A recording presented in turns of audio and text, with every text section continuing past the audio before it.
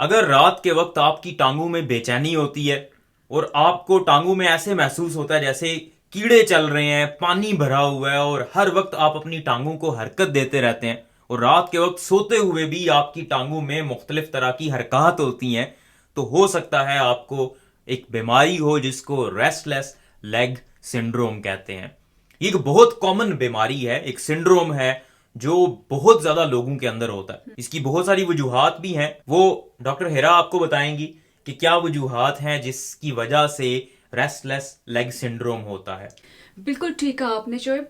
Restless leg syndrome बहुत ही common है। बहुत सी खवातीन को स्पेशली ये मसला होता है। इसकी काफ़ी वजूहात हैं।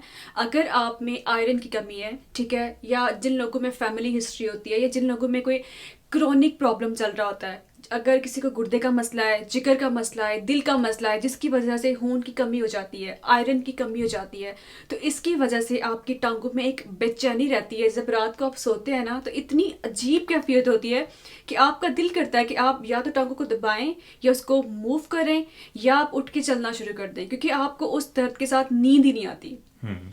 तो बहुत सारे लोगों में इसकी कोई भी वजह नहीं होती, लेकिन ज़्यादातर ये आयरन डेफिशिएंसी की वजह से होता है, या इसका लिंक होता है, हमारे ब्रेन में केमिकल बनता है डोपामिन, उसके साथ इसका लिंक होता है। अगर उसमें कोई मसला हो जाए, क्योंकि वो मसल्स की मूवमेंट को कंट्रोल कर रहा होता है, तो उसकी वजह से भी ये मसल्स जो हैं उनमें प्रॉब्लम हो जाता है। बिल्कुल। डोपामीन एक केमिकल है जो दिमाग में एक पार्ट होता है दिमाग का जिसको बेसल गैंग्लिया कहते हैं, वहां पे बनता है। अब ये डोपामीन दिन में ठीक होता है, लेकिन जो जो दिन गुजरता जाता है वक्त के साथ, मतलब शाम के वक्त या रात के वक्त आपके जिस्म में कम हो जाता है।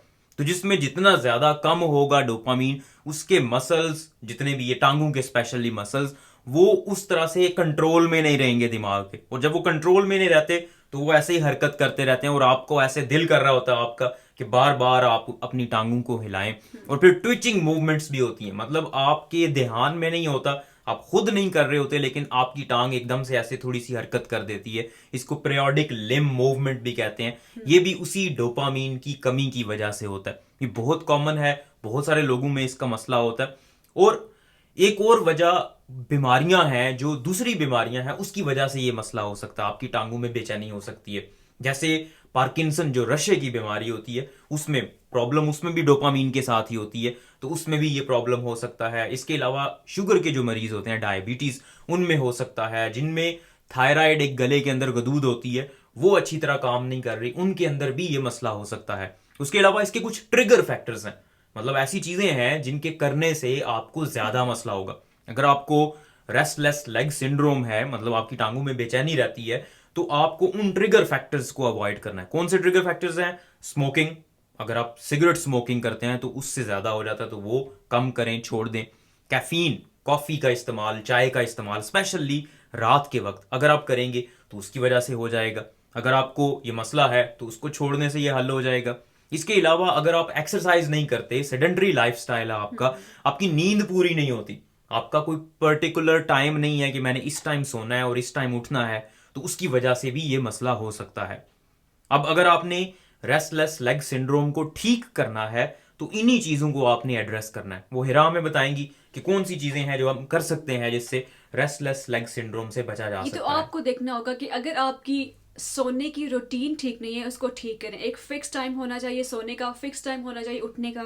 सोने से पहले कैफीन को अवॉइड करें, ठीक है। आप कोशिश करें कि डेली एक्सरसाइज करें, 2-3 घंटे सोने से पहले थोड़ी सी लाइट सी वॉक करें, कोई स्ट्रेस ना लें।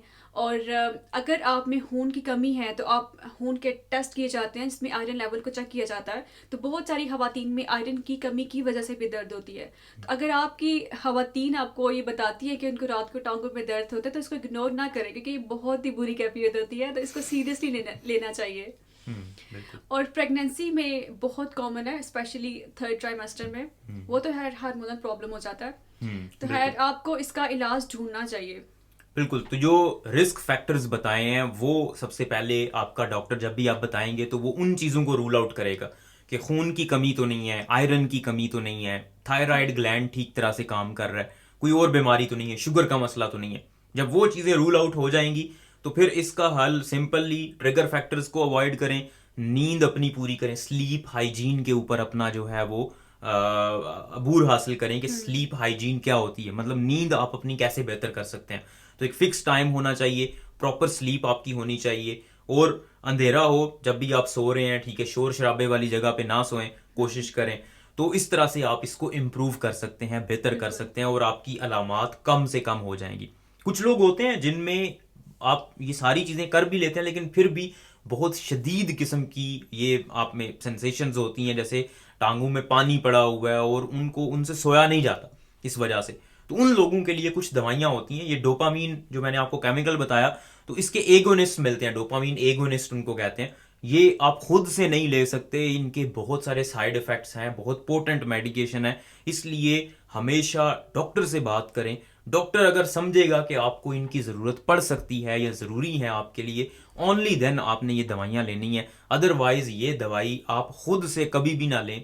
मैं तो यही कहता हूँ, even over the counter Pakistan में जो बहुत सारी दवाइयाँ मिलती हैं वो भी आपको नहीं लेनी चाहिए, सिवाय ये जो छोटी मोटी दर्द वगैरह की दवाइयाँ हैं, क्योंकि बहुत सारे मसाइल हैं और पाकिस्तान में बेशुमार प्रॉब्लम सिर्फ इसी वजह से हो रही हैं क्योंकि दवाइयाँ रेडिली अवेलेबल है। तो बड़े से बड़ी एंटीबायोटिक वो भी आराम से मिल जाती है आपको, आप जाके मेडिकल स्टोर वाले से कहें, वो आपको निकाल के दे देगा, जितनी मर्जी जो है पूरे वो पूरे हाई महीने किस्म की की, मिल जाएंगी। बिल्कुल महीने महीने की सप्लाई मिल तो ये जाती है। बहुत गलत है, आपने ऐसा नहीं करना, आपने डॉक्टर के मशवरे के मुताबिक आपने इस्तेमाल करनी है दवाई। बिल्कुल।